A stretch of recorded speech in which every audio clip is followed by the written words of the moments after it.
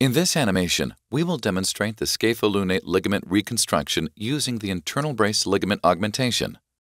The wrist consists of 8 small bones connected by strong, short ligaments.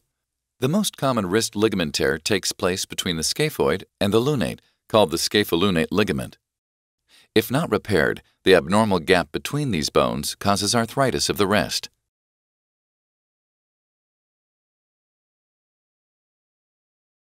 First, your surgeon makes an incision on top of the wrist, and a tendon graft is taken from the ligament for reconstruction. Then, a metal wire is placed on each bone to help reduce the deformity. Additional metal wires are placed onto the scaphoid and lunate as guides. Next, your surgeon will make holes in the lunate and scaphoid in preparation for placement of the tendon graft. One end of the tendon graft, along with suture tape, is inserted into the first hole on the scaphoid.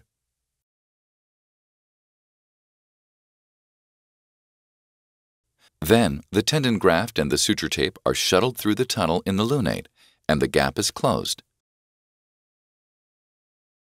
A screw is used to hold these bones in place. A second anchor is then used to insert the same construct into the final bone socket. The remaining tape is cut, completing the scapholunate ligament reconstruction with InternalBrace ligament augmentation.